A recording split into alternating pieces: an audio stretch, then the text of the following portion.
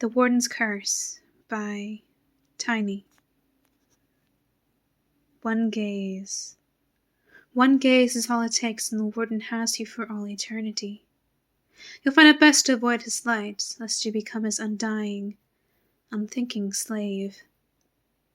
These were words I used to think sounded like complete nonsense. They're passed down for generations without question. They would say he preys on those just on the verge of death, and only appears to them. My view on these tall tales changed rather quickly after a certain incident, though. It was a still night out on the water, the kind where the wind doesn't move, and it seems as though you can hear the slightest noise from miles away.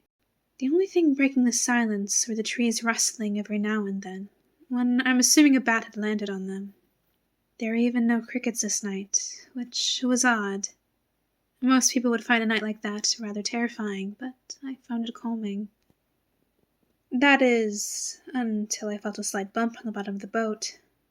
I looked down into the water and didn't see anything at first, but then something materialized. To my horror, this something had the vague shape of an alligator. I was about to hightail it out of there, but before I could even put my thoughts together to do so, it rammed the bottom of the boat so hard that it flipped over, without a doubt knocking me into the water. As I was frantically trying to reach the surface, I felt it latch into my leg, feeling every sharp tooth as it dug in at this point. I did what I could only think to do before it entered a death roll. I grabbed its top and bottom jaw and pried them off my leg, giving me time to swim back to the surface. Swimming to the bank, on the other hand, wasn't such an easy task with this thing gradually gaining on me. I eventually made it, though, with only a short distance to spare, but luckily it lost interest. With that problem taken care of, I was still not quite out of the woods. While in my delirious state of mind, and still losing blood, mind you, I got the notion to look forward into the brush. My gaze was quickly met with that of something less than normal, to put it lightly.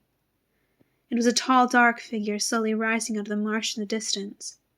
It had an inhuman shape underneath what I can only assume was a cloak, but for all I know, it could have been its skin. Its head looked like a mess of dead tree branches. It looked at me, and that's when I saw the light. I don't know what it was about this light, but it made a feeling wash over me, one I can't explain. It wasn't curiosity so much as it was me just needing to be near it.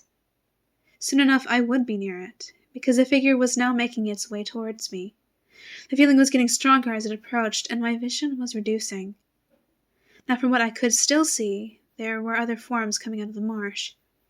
Only these ones did look like humans. Only one thing was off about them, though. Their eyes appeared to shine the same color as the figure's light.